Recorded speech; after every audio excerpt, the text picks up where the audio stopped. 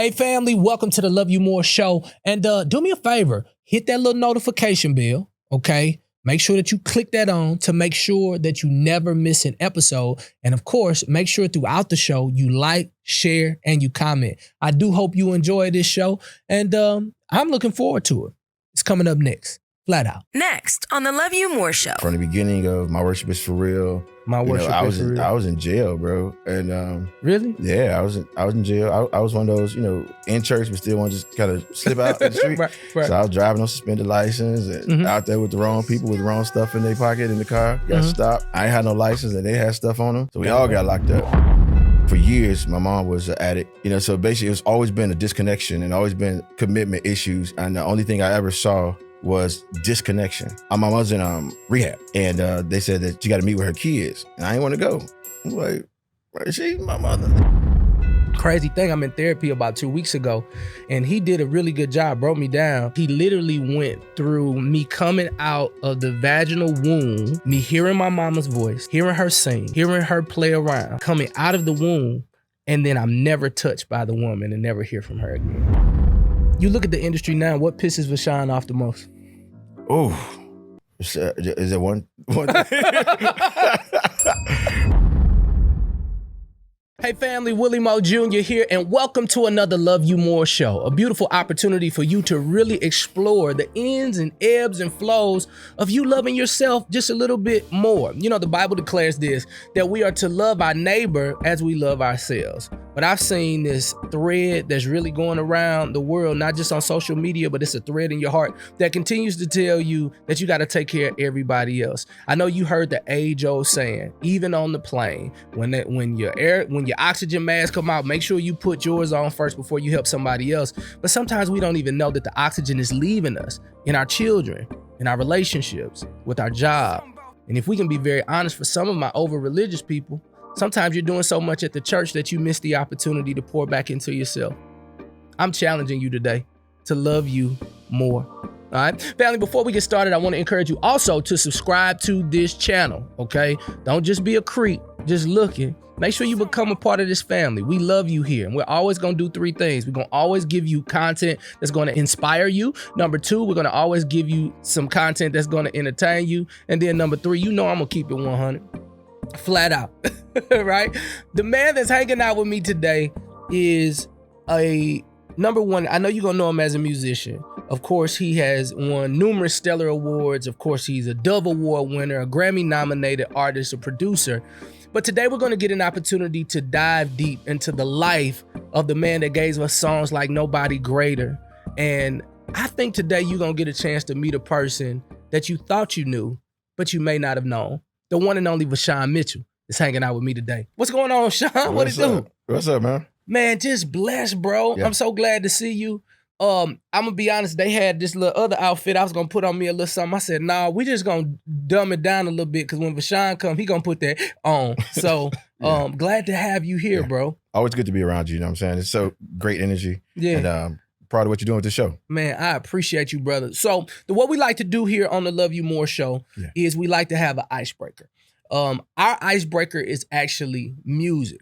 And this particular song is a song called Turning Point. And I have a very special guest who's a part of the skit before the song that I think you'll know. Bring your attention to the screen. Check this out. When I left that church, my life had changed forever. I realized that moments quickly become memories. So it's important that you spend great moments with your loved ones, because you just don't never know. Speaking of loved ones, I was getting picked up by one of my favorite but not so favorite uncles, Uncle G. I mean, he old school, drive a Cadillac, hat to the back, and he knock-kneed as hell, but he's still a good guy. He sometimes joke too quick, but the truth is, he's exactly what I needed during this time to bring me back to earth.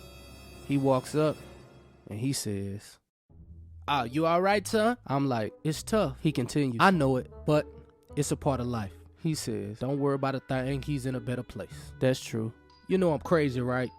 I don't know why they say in a better place he in a box. But you see, I got you laughing already. Laughter is healing for the soul. No matter what it is, laugh it off. Keep laughter in your life no matter what you do, okay? Now get your punk ass in the car. What? Get your ass in the car, Junior. Wow. See, a lot of people don't understand the game, you know what I'm saying? There's no stability in this, dog. All you living off of is a dream, you know what I'm saying? If people don't buy your music, you don't eat, man. So it do get hard for you sometimes, you heard me? I'm gonna tell you though, for real.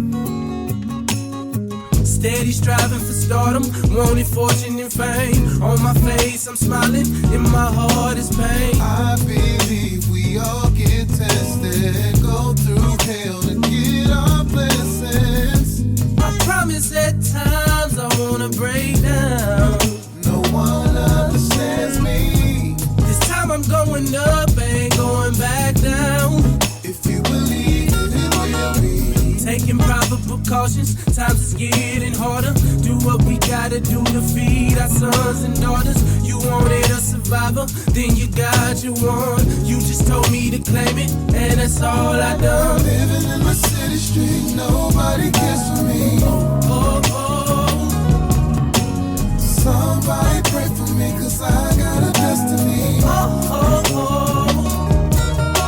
I'm just a man with a dream, striving for the finer things. Oh, oh. But this is my turning point. I'm getting everything I want. The name of the song is Turning Point.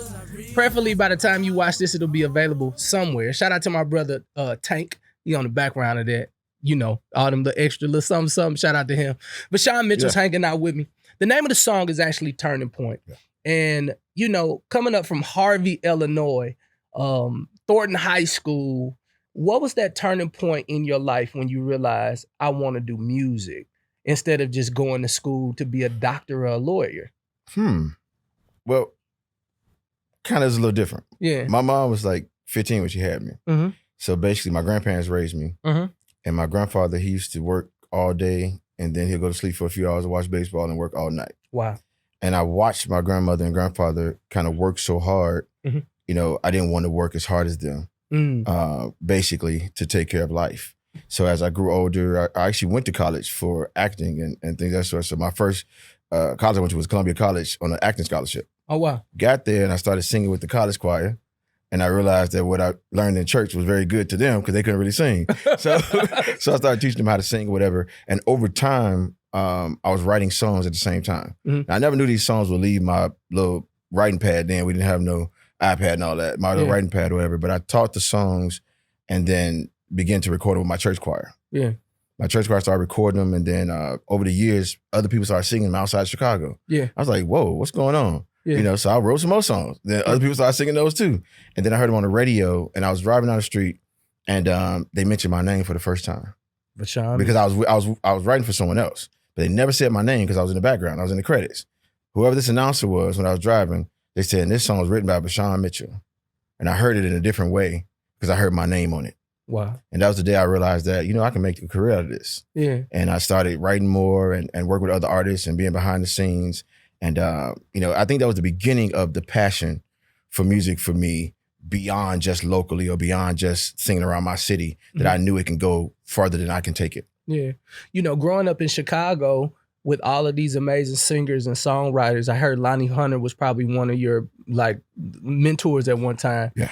Where was Dad in the midst of all of this as you're writing? Where was your father in the midst of all of this? Because you grew up with your grandparents. Yeah. But let's talk a little bit about upbringing. Where was Dad in this situation? Crazy. So I'm gonna go backwards to go forwards. Got it. I didn't meet my father till I was 35. Wow. In person. But he lived 2 blocks away from my grandparents' house. He owned a car wash 6 blocks away that I always go to. He owned a gas station that I used to go in and never knew it was him, whatever. Basically, he was, I don't mind saying it to you, he was a drug dealer, in Harvey, and one of the biggest ones. He had it popping or whatever. Yeah. I didn't really meet him, though, as a father until I was 35, and he was about to pass. Thought he was about to pass with cancer. Yeah. And I wasn't going to go, to be honest. Some people called me, it's like, you need to meet him, he want to meet you. I said, why now? So I'm on TV now, I'm doing everything else. Yeah. I don't want to know him, he didn't want to know me. Yeah. But God convicted me, and I went and met him at 35, and I'm sitting there talking to him. I feel like I was talking to myself. that I never knew. But then God messed up and let him live 7 more years. So I had to get to know him. So how do you say he messed up and let him? So what did you learn in those 7 years? Well, my initial was I'm gonna go meet him, say what's up, we out of here. Yeah, I ain't got to ever do it again. It's because you weren't like I ain't prepared to have no relationship. Never. Peace and go. Yeah, because I had already placed my grandfather as a father. He raised me. I'd already had these. I didn't want no, mess ups in my life. Well, long story short, I got to know him and realized that I didn't want a 16-year-old father in the first place. Wow, a 16-year-old father. Yeah, my experiences over life, because I'm 35 now, so I realize I've been through everything. My grandfather taught me fishing. He taught me the rules of life and all this. And I realized that if I had a 16-year-old father, my life may have been different. So God held me, to meet him at 35 so I can get to know him and realize that, and I actually told him when we met, I said, you know what, I know you got some girls out there, think that's so, but I'm different, man. I said, if you're going to get to know me, we need to start today. You don't have to tell me nothing that happened back then. Because, I'd rather get to know you today forward. And that's how we started a relationship. And for the next 7 years before he passed away, it was pretty cool. Yeah. Good to know. What did that do for your heart when you have these question marks? So let me just preface this. Yeah. Like I was adopted. So I never met anybody in my biological family until I was 40. Wow. And so I actually met my mother who had my brother and me. And we have the same mother and the same father. So when I met my father, I was kind of like you. He was an 18-year-old kid. I wouldn't have wanted an 18-year-old father. Yeah. My daddy, 92, 93. Well, hell, we don't know all the way. We just glad that he here. You know what I mean? Yeah. But, he was older. So I had a beautiful life. He taught me how to fish. He taught me life skills. He taught me hard work. Just like your grandfather. It's like I was raised by my grandfather. He worked 16 hours a day. He sleep, go to the next job. That's why I'm such a hard worker. So I have the same thing. But I do realize at the moment that I did meet my biological father, like something in, like what I seen was a good man who made some very unique decisions. I seen some family curses that I toyed around with. Like, was there something when you met your biological father, you was like, oh, I see where I got that from. I got to check that. Or I'm glad I have this because I know where it comes from now. Yeah, several things, to be honest. Number one, the fear of commitment. I realized that my father was 16, but by the time I met him, had about 10 kids. Bro, like I don't want to be the Me Too movement. I'm one of 10. Like I'm one of 10. And I didn't know. I've been the only child my whole life. Now I'm like 1 of 10. Yeah, I was the first of the 10. Oh, but wow. Then 6 months later, I got a sister, so she's the same age. Yeah. So, but basically, I realized that over his life, and he'd been married twice and things of that sort, is that he dealt with the fear of commitment. Well, I did too at the time. And there's certain things that I saw in him that I wanted to break from me at the time. Also, getting to know him, though, to be honest, was healing for me. And, being in church, you think you healed. And this is the thing, you've been in prayer lines and, people always, I'm your spiritual father and all this, that. Yeah. Nothing will replace your biological father. Doesn't replace the person who gave you birth, because there's something that even me wanting to be mad when I met him, I couldn't. Because there was something that's like, I need to get to know this person. Because there's certain stuff that I did, like it's even to the point that I like spicy food and didn't know he's from Louisiana. Had no clue. My whole family didn't eat hot sauce. I'm sitting there with hot sauce on everything. And, and I was like, wow, am I the only one? And realized his whole family from Louisiana. And I went to their house for Christmas one year. They had a gumbo. I was like, what macaroni and cheese at? But it's like, things of that sort that you just realize that this is where I come from, regardless of how I got here and how they dealt with it, So it was a lot more than that, but I was there to the end, and this is the hard part though. Someone asked me, how was it dealing with your father's passing? I said, it wasn't easy bearing someone who didn't take care of you. But God made it easier because it was healing for me. Not necessarily, when you think about right or wrong, sometimes you do the right thing for yourself, not because of what they did for you. And that's where we ended up. Did Vashawn Mitchell ever forgive him? Yeah, in death. As I dealt with him, passing, and I was there. He wasn't there for me, but I was there. A lot of that, as I was dealing with him, God was dealing with me. Wow. And I was in, and I realized I had fake forgiveness for a long time. Fake forgiveness. Yeah, I mean, I'm a church boy, so you put the church on it. Yeah, they prayed on me, and everything's gonna be all right. You're gonna be, God got more for you because He wasn't there. I was in that thing. I was like, cool, I'm good. And I realized I wasn't good. And I broke down, realizing that I never got to know this piece of me, and it wasn't all his fault. Because when I was grown enough, I could have. But I'd already said, nah, I got a father. I got a grandmama. They take care of me. But when I was grown enough, I could have. Yeah. But I never got to know this piece of me. So a lot of the healing happened during the process of him leaving. I think it's profound that you say that, and I don't even know why I'm tearing up, because maybe I'm living in fake forgiveness. Like, I get so many questions, because I'm, you know how I am. I'm just like, man, listen, the Lord blessed me. He blessed me with 2 parents who were 2 ex-sharecroppers. Like, I got my script down. Like, I know how to do it. I'm like, yo, I'm good.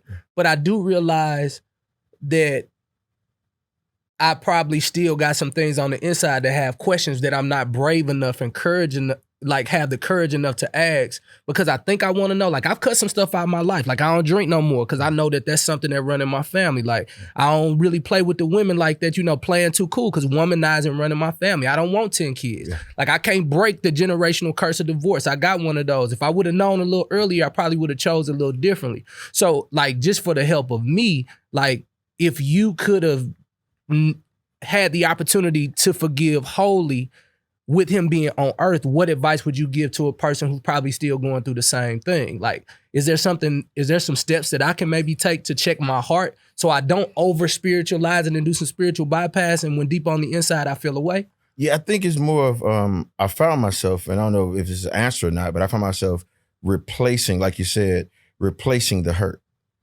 So basically where I feel like I was lacking, I always made an excuse for where I had. So basically, he wasn't there, but my grandfather, grandmama did this or this, I always had an excuse for it.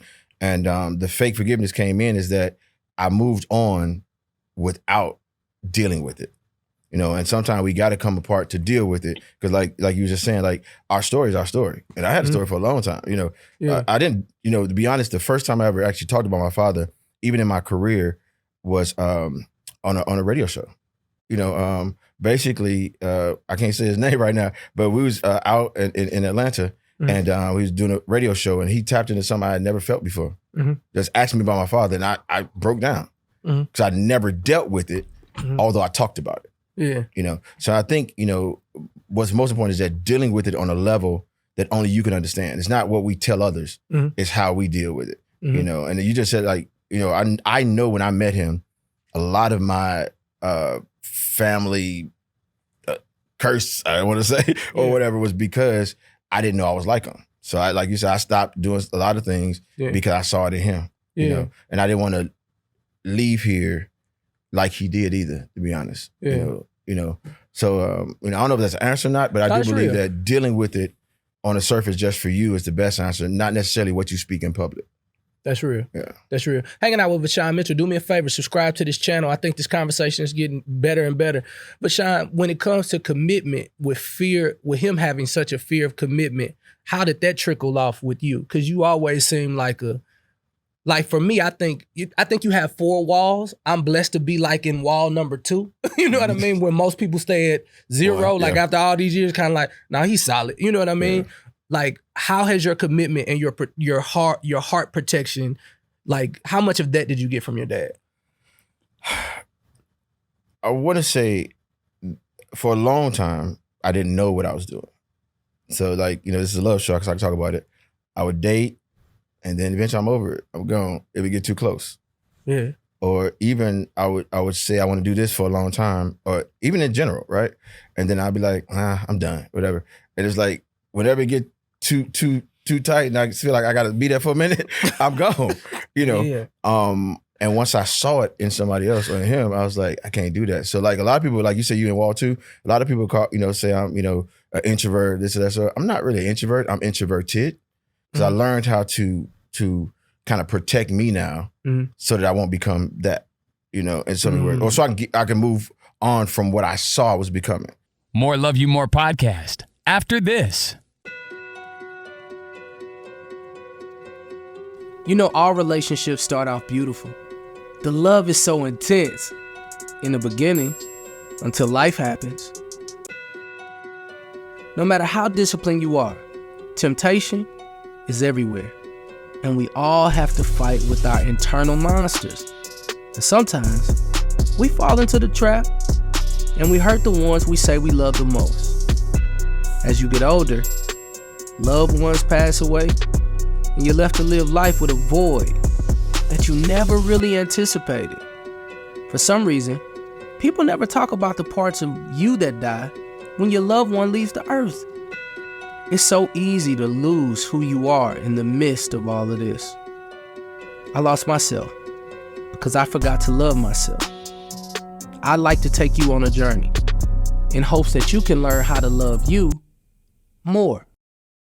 Love you more. Because I learned how to kind of protect me now, so that I won't become that, in so many words, or so I can move on from what I saw I was becoming.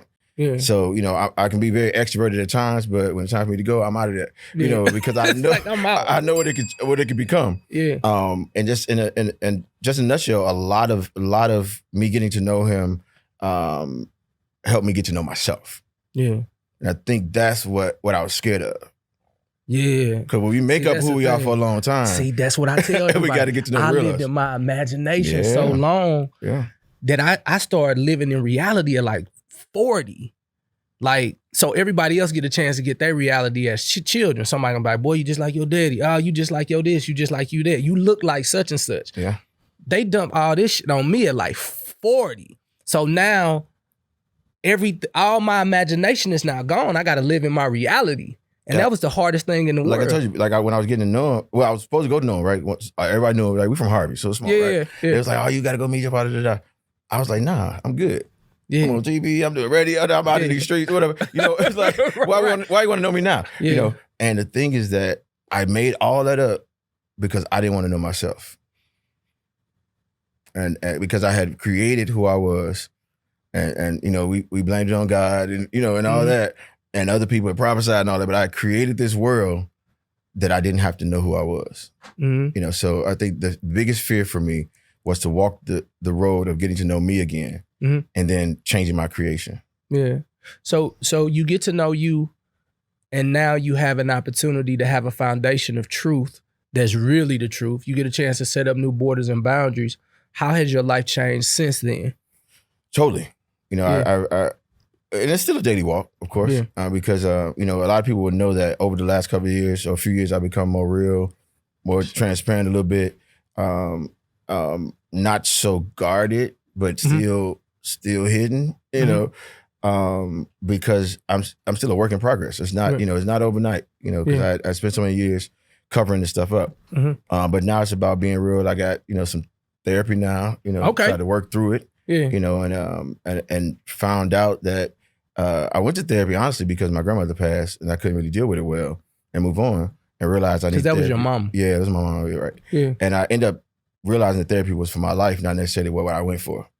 So it broke down a lot of barriers and basically helped me to be a better man moving forward than I thought I was before. Yeah. How important it, because, we live in an age, especially in the kingdom Christian world, that once we take it to the altar and we shout 3 times, we just believe that thing is gone. How important is therapy as it pertains to people who have a strong faith in God? I mean, hell, you done made so many songs that done broke every chain off everybody. But now the chain breaker, who we know is Jesus, is now like giving you the peace to sit down with somebody. How important is therapy? It's very important. I still believe God can do anything. You know what I'm saying? I still believe that God has all power, and he definitely is the God of gods, right? The Lord of lords, the King of kings, and everything we call him. Yeah. But I do believe that one thing the Bible tells us is to seek wisdom. Yeah.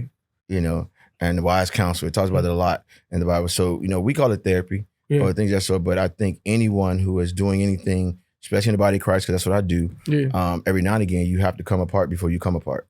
And basically hit that one more time, champ. You got to come apart before you come apart.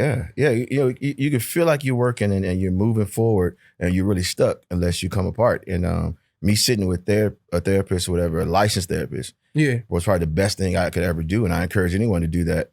Although we have faith, we still know that God put these on earth for a reason.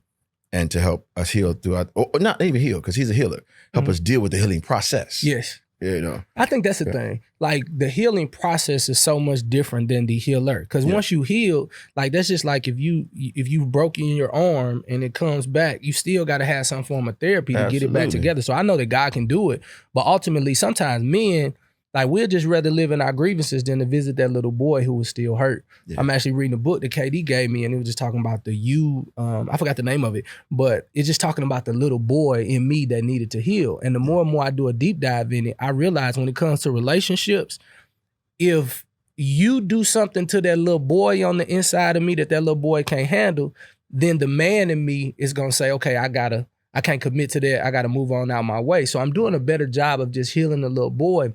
Crazy thing, I'm in therapy about 2 weeks ago, and and he did a really good job, broke me down. I couldn't even finish the day. I mean, I finished the day, but I wasn't at my best. And I should have just took the whole day off because he literally went through me coming out of the vaginal womb, like the womb. Like we went back to the womb. Me hearing my mama's voice, hearing her sing, hearing her play around, hearing her argue, hearing her have great days, coming out of the womb, and then I'm never touched by the woman and never hear from her again. What did that do to you, Mr. Moore, as a person who loves so hard to give up people? Like, what did that do to you? Because most babies get a chance to sit on their mama's chest. Yeah. I didn't get an opportunity to do that. They rushed me out and moved me somewhere else, and I might have been with some nurse. But what did that do to me?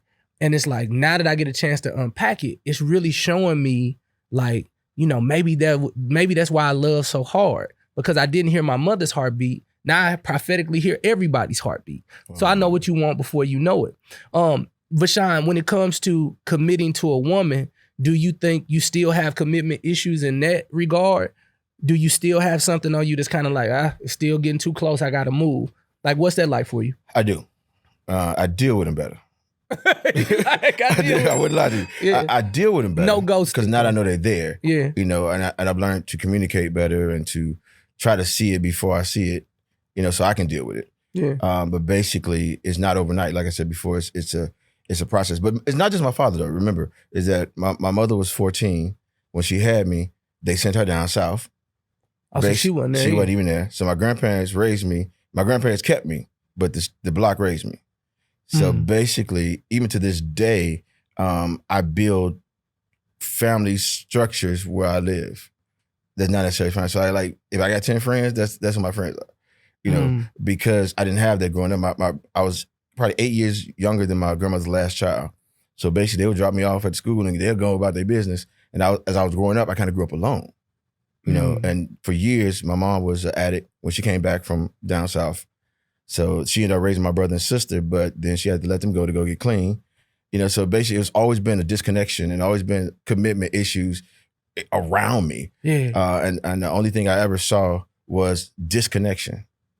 You know, so I become disconnected. You know, even to the point to where my mother's in therapy.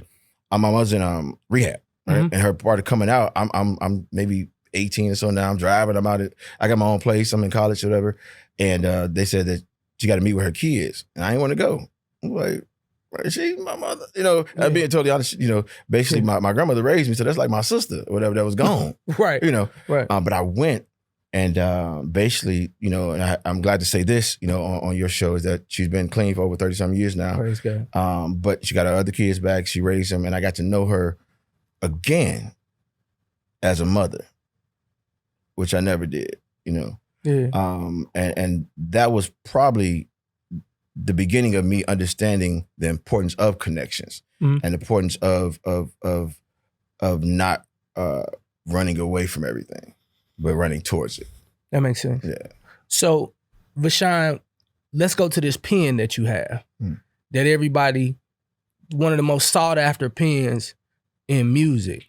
How much of your experiences went into that pen that we didn't know about because it was masked under the love of Jesus, but you were penning it from a pure place because there was such a disconnection from home? Yeah, you know, I believe all of it, you know, especially at the beginning stages of my pen, because the beginning stages of anyone's pen is what they've been through. You know, and you know, over time we get more revelation, over time we get more experience. But when we first start, we're just writing what we feel. From the beginning of My Worship Is For Real, My worship I is for real. I was in jail, bro, and Really? yeah, I was in jail. I was one of those, in church but still want to just kind of slip out in the street. Right. So I was driving on suspended license and out there with the wrong people with the wrong stuff in their pocket in the car. Got stopped. I ain't had no license and they had stuff on them, so we all got locked up. Wow. And the judge, knowing I can get off, call Jesse Jackson, somebody get off. And the judge said, nah, you get 14 days in the county. I don't care who you bring in here. He said, because you, of all people, need to learn. I was in there, and I didn't know you only do 7 days, though, thank God. But I was in there, it's day for day. That felt like forever. It felt like forever. Every other day, and I worked in the kitchen, too, bro. I was making sandwiches, too. It was bad. Jeez. But on that fourth day, and I was almost about to get out, whatever, I took that little pencil, and I started writing. People don't know your story and what you've been through, what you had to go through to get here. But, my worship is for real. And no one will hear that, because when they hear the song, they believe that it was a song wrote at church. But the song really came from my life experience, because God actually visited me in that little jail and said, you either gonna, do right, or I'm gonna have to take my hand off you. Wow. And that's what so a few songs like that, Silent Tears and Turn Around for Me. These songs come from places that I've been. Can I keep it 100 with you? I got a very special announcement. You say, Willie Mo, what's the announcement? Now, I've been telling you that we done something big. And I wanted to show you this. Boom. 100,000 subscribers. I just want to thank my mama, and I want to thank everybody in St. Louis right now for just really holding it down for me. Seriously though, I want to thank you guys for subscribing to this channel. Thank you so much. And I wanted to share this with you because I could not do it without you. Shout out to my team who's doing an amazing job. When I tell you to subscribe, man, you guys are doing it, and I am just so overjoyed, man. I was in tears opening up this box. Thank you. Now share this with as many people. Comment, and let's do 100,000 more. Okay. Love you more. So I was in Chicago December, and here's the thing. I will see the goodness. I love Vashawn. Good to have him back. And I hear the song. I'm like, good song. Good job, Vashawn. You get on stage. I'm about to go on stage right afterwards to start doing my thing. And I'm sitting there, and we're on this time crunch. So everybody got 15 minutes, 10 minutes, whatever it is. So we're on time crunch because we don't want to be here all night. Pastor Hannah, shout out to you, giving us church for the nothing. And we just love you for it. And the crowd won't stop singing. They just won't stop singing.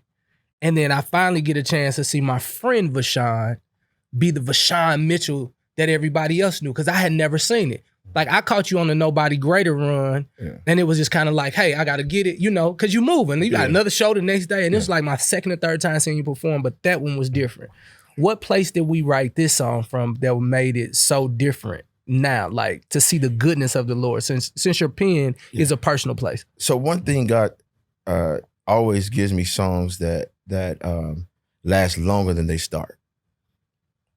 A lot of my friends, they want quick number ones and this or that. I'd rather the song be when people need it than to force them to get it. And I say that because I got it, didn't I? Nobody Greater took a long time. Turn Around for Me took a long time. Joy took a long time. And I study my process is because people go to my music when they need it. And everyone don't need it right away until they need it. until they need it. So this song, it was actually came out of the pandemic, kind of out of it. Everyone was talking to me, man, texting me, emailing me. I know you writing, Doc. I know we going through. I know you got some songs. And I said, I'm tired of hearing this. I said, God, shut my ear up. I don't want to hear what we're going through, but tell me how we're going to come out. He took me to the scripture. You will see the goodness of the Lord in the land of the living, right? And God said that after this, I'm still good.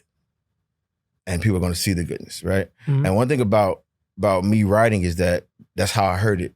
I didn't really hear it on talking about how good he is, but I want to inspire and encourage people that they still have a good God that's going to show them something good after what they've been through. Because after COVID, people lost loved ones. And it wasn't about money or cars or jobs, basically healing of your heart, or how do I move on from this, or what's next for me? And that's where it started. That's where it came from, because I wanted to write how we come out versus what we are in. Yeah. And that's what that project was all about, and that's what that song came from. And it's slowly moving the way it's supposed to, too. Yeah, absolutely. Every time I'm on the radio, I'm like, y'all know this thing about to be the one, ain't it? Yeah. So Vashawn, like, just kind of switching gears, like, you've been such a, I would say, kind of introvert, extrovert. What the hell does Vashawn do for fun though? Like, is this something that you do besides work? Cause we was on the boat with Tom Joyner and you was in there studying. I'm like, hey, you want to go? Man, I got a test. I was like, a test? Don't you see how this fun? And I think you single. Didn't you see her go past Vashawn in that mug? Like, Bro, hey, I gotta do what I gotta do. So what do you do for fun? Well, when you go back to school at 40, you gotta study extra hard. Yeah. No, but that's what I did back when it was a boat. But I still have fun. So I love to travel, different places, exotic places a lot. I play cards like it's nothing. I'm Baptist, so it's okay. I play spades and all that. Yeah. We have a group, in LA. We get together, play spades, and hang out, just to kind of come apart. Like I said before, because everything, to be honest, like you said, I didn't have a balance. And you was talking in your opening about how we do so much for others, we forget ourselves. Mm-hmm. So when I was back in my teenage years and early 20s, I was ministering music and I was doing for everybody else, or I was pastor wanted. So I learned how to be number two so much, I forgot how to work on myself. Mm. So these days, I'm 47. These days I work enough, but I also have enough fun enough as well. So, I enjoy friends and family and all that, because I don't know how much time I have left. None of us do. So, but now I figured it out. Now it's time to really enjoy it. And, I rooftops, all that, everything that regular people do, I started to do again, only because I feel like I missed out on so much working. Somebody asked me in an interview one day, did you enjoy it? And I couldn't answer. Yeah, that's my question. I've been all over the country. I've been everywhere. And I couldn't answer if I enjoyed it or not.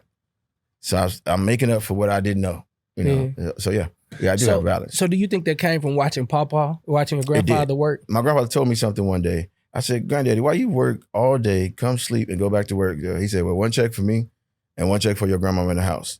Yeah. And I was like, yeah. I didn't want to do that. Yeah. But when I looked up one week I'm producing Tasha, the next week I'm out in Africa, the next week I'm helping Anthony, whatever, I realized I was doing the same thing and just didn't know it. Yeah. So the last few years have been like, what are you going to do for you? Yeah. Making up for time.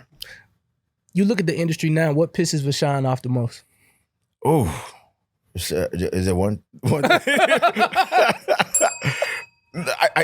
think... I'm gonna say this. I think we're so industry driven, we're forgetting our genre is not supposed to be driven by the industry. Mm. And what I mean by that is that just because everything else is fast paced, we don't have to keep up with it as much as we think we do. Mm-hmm. Not saying we don't have to change, don't get me wrong. But the thing is that if songs, like I said, reach the heart, you have to give them time to reach it. Mm. You can't push it and force it, we're not really writing for the heart anymore. We're just writing for what's popular. I think we get back to the basics, we won't lose our genre as a whole. Mm-hmm. And that's what I mean. Like, we're letting the industry tell us that a genre is one person. Mm. So we're forgetting that there's quartet, there's choirs, there's praise and worship, there's soloists. So we have a genre within a genre that we're diluting because of the industry, because one person got a good song. Yeah. We have to really figure out some type of way to let people know that we're still the biggest genre in music. Yeah. If we put them all together, we still care for them all at the same time. Mm-hmm. Then gospel can really be the biggest industry, but we let it be the smallest. That's real. Yeah. Any of these new artists, I see so many new artists that are coming out. I like some of the Christian hip hop artists. I love like all the things that they're doing. Yeah. Any artists that you've seen kind of passing like, man, I like these new artists. They kind of good. You see something in these new artists that you want to touch? Yeah, it's one that's just amazing. I don't know how new he is no more, but Ty Gilbert is like one of the most amazing to me. But also, I listen to him, but I just think he just needed maybe another push. Jordan Armstrong? Yeah. Dude, he's tight. Yeah. But I think, if we just have to, as an industry and as an artist, learn our brand. Yeah, and then learn who we need to brand to, because we only got we feel like we only got one pool, right? Yeah, but the person who's listening to Nobody Greater is probably 50 to 60 now, right?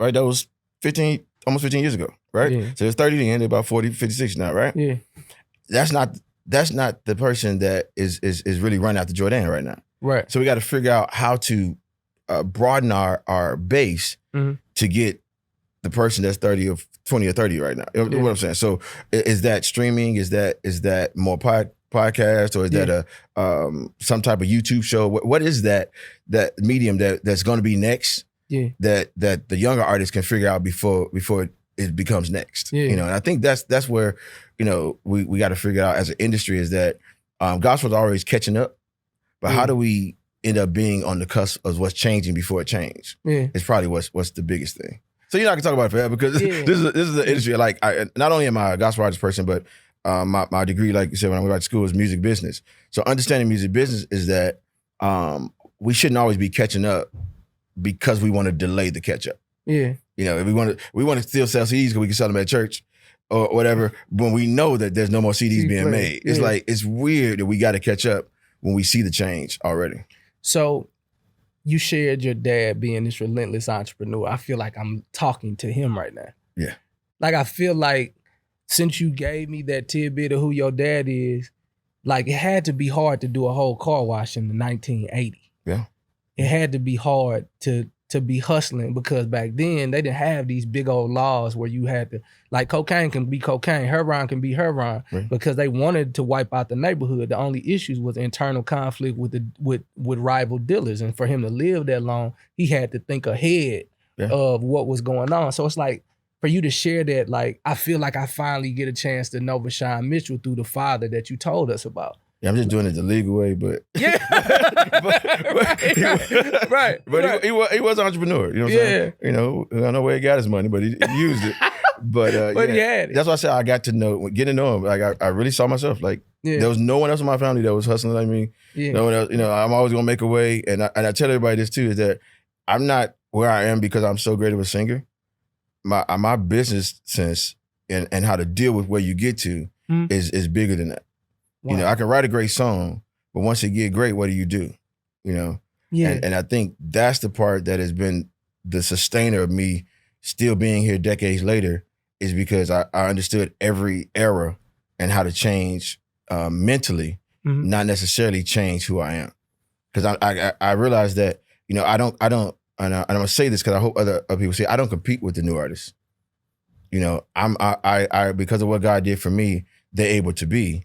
And they're able to be bigger and better than I was. And that we should all have that mentality if we want to keep our genre alive, is that those who come behind us, we should support everything they do because we're not going to always be here. Yeah. You know, and the consistent factor of me still being around, BB Winans told me one day, which is my mentor, he said it's going to be up days, going to be down days. You're going to have some number ones, you're going to have some number 39s. But it's about you being consistent that keeps you around. That's good. And that's why I endeavor to be as consistent. Man, Vashawn Mitchell. So right now, shout out to my Patreon family. I love you guys to life. Of course, I took a few questions from Patreon, but we're running a little short on time. So Shanita Daniels, she represents Charlotte, North Carolina. Shout out to Queen City. I gave them the opportunity on my Patreon to just say, hey, is there some questions that you want to ask? They said, will Vashawn Mitchell ever be married? And does Vashawn want a family of his own? You know what? I can answer that honestly. I don't know. Some days I do. Yeah. Some days I don't. But I think it's kind of like, now you know a little bit of my story, you know how I was raised. Yeah. I come from a dysfunctional family, you know, so basically I haven't seen many functional marriages, you know, and most of my friends who got married when we were younger, they're not married no more. God, you know, they love it. You ain't got to step on time. I'm just telling you what I've seen. Yeah, you know, so I don't know. I can't answer that. You know, and say it, you know, but we all some days you do, some days you don't. Yeah, well, some days, you know, I want kids and be like, oh, who's gonna be my legacy? You know, you go through that, you know. Yeah. But at the end of the day, if it's meant to be, it will. Yeah. But I think I'm at a place now that it can. Good. You know, I think people ask the question to me because I'm always out there. I'm always visible to that. But understand me always being out there, always being visible, messed up a lot of stuff at home or wherever I was at. You know, I've lived in 4 different states, you know, things of that sort. And I had I want to say I was in the streets, you know, basically, you know, all those for Jesus, of course. But I was really always going and I want to do this or do that and people to understand. But now, like I said before, I'm taking care of me and more of what I desire and I want these days than trying to hustle. If that makes sense, you know. Yeah. So, and like you said, some things are learned behavior. And you saw it, you know, my father was a hustler. I became a hustler. He had kids everywhere, wherever. I endeavored to not do that. Yeah. But I believe that this is the time, you know, right now I'm going through that, what I can do before 50, you know what I'm saying? Yeah. All the stuff that I got to finish in my midlife crisis. So, you know, we'll see. We'll see. Midlife discovery is what I try to tell you. I like that word, discovery. Yeah, it's my midlife discovery. Family, listen, I want to put a bow on this thing because I think it's really important. You know, a lot of times you see people and you hear different songs and you see a person a certain way. And I think today you got an opportunity to see that everybody has a human side and everybody has a driver on the inside of them that's pushing them towards something. I'll be honest, I didn't know I was gonna get so emotional. I didn't even know Vashawn and I had so much in common. This has been an amazing episode of discovery. And so today, maybe you discovered some things about you. Maybe you did not know that there was a little boy or a little girl on the inside of you that's still injured. And you could literally still be responding from a place of injury. Even though the grown person that you are, you've been to school, you've had some experiences, you can shout better than everybody else. For some, you can communicate effectively so everybody thinks you have it all together. But if we look at the primal wound and we looked at the childhood that you had, maybe there's some things that you're bringing into your adult life. And maybe it's time to tackle those things head on so they don't keep pulling you back into a place of discord, of unforgiveness, of anger. I appreciate the conversation. The part that stuck out to me the most was when he said I was living in fake forgiveness. And I'm kind of putting my head down a bit because I really have to look at my life and make sure that I'm not living in fake forgiveness. Because I know there's something pure on the inside when you can honestly forgive. We talk about the forgiveness that Jesus has for us and it's not fake. And if I look at the character of Jesus, I realize it's important that I gotta have some form of authenticity as it pertains to my forgiveness for a few people. I often say forgiveness is my gift, but when he said that, it shot me in the heart. And maybe there were some other things in the conversation that shot you in the heart. But if it shot you in the heart, pay attention to it. Because I believe that if it bleeds, it can also be healed. And God wants to heal that thing for you, if you can be honest with what hit your heart. My goal today is in hopes that you got it, is that you see a person who's on a journey to loving themselves even more. You know, at 47 years old, he's accomplished so much. And when I just ask, hey, you want a family? Say, some days I do, some days I don't. Can we all get to a point in our life where if we just don't know, we just don't know. And that's okay. If you're listening to me right now, you like, Will, there's some things in my life, hell, I ain't really got the answers to. I don't really know. I want to let you know that's okay. Because the creator that we serve knows exactly where you are, and he loves you not because you're so good, but because he's so good. Continue on this journey and don't outrun the pace of grace. And don't forget to love yourself more. Hey, do me a favor, leave a comment and just tell me something that you've learned. It helps me out when it comes to other guests, when I read the comments and you let me know what you learned. It gives me subject matter. And if you would like, I would love this. If you would like to be a part of our Patreon community, make sure that you click the details right here at the bottom and become a part of our Patreon community. I would love that because I get a chance to hang out with you, ask questions, and to be honest, we get a chance to be honest, open, and transparent so much better when I know what you require. All right? I want to know what the need is. So make sure that you become a part of our Patreon community and don't forget to subscribe. I'll see you next week. Flat out. Yes, Lord. You know I got to keep it real with you. But what I want you to do is I want to make sure that you share this, you comment, you click like, engage with us. Listen, everybody wants to be celebrated, not just tolerated. Don't just tolerate us, celebrate us by liking, sharing, and commenting. Can't do it without you. That's all you got to do. Just click it. Do that for me. See you next week. Flat out. Love you more. Love you more.